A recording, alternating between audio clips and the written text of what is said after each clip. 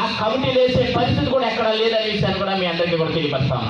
ఇంకపోతే ప్రతి ఒక్కరూ ఎమ్మెల్యే గారు 5 సంవత్సరాలు ఎమ్మెల్యేగా పనిచేశారు.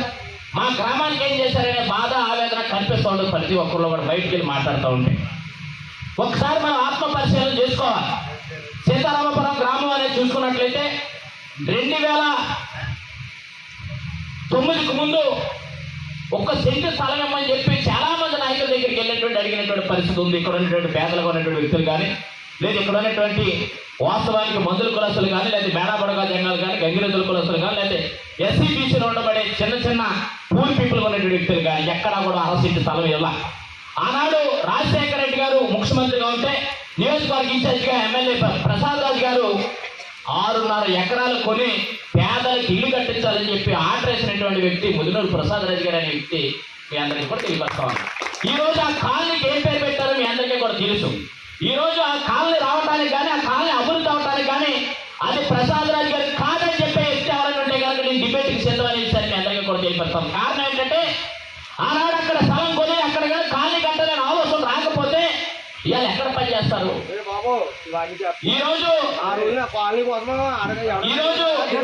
రాజశేఖర రెడ్డి గారు ప్రధాన ఉద్దేశం పేదలకు ఇళ్ల స్థలాలు ఇప్పించాలనే ఆలోచనతో ఆ రోజు జరగడం జరిగింది.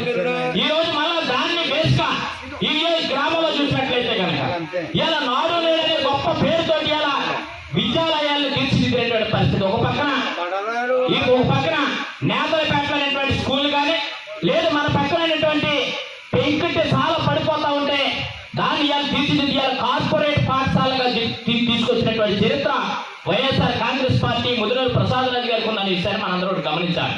అంతేకాదు కొత్త కాలనీ కానీ, లేకపోతే ఇందా చెప్పినట్లుగా ఏదైతే కొత్త కాలనీ కానీ, లేకపోతే ఏదో మన పులిపేట కానీ, లేకపోతే ఉన్నటువంటి SC కాలనీ కానీ, లేకపోతే అనేక ప్రాంతాల్లో వాటర్ అందక చాలా ఇబ్బంది పడుతూ ఉంటే ఇమీడియట్గా కరోనా టైంలో ప్రతి ఒక్కరికి కూడా మంచినీరు సౌకర్యం కల్పించాలని చెప్పి మొట్టమొదటిగా ఆర్డర్ వేసినటువంటి వ్యక్తి ముదినూరు ప్రసాద్ రాజు గారి విషయాన్ని కూడా ఈ సందర్భంగా మనం గుర్తు చేసుకోవాలి.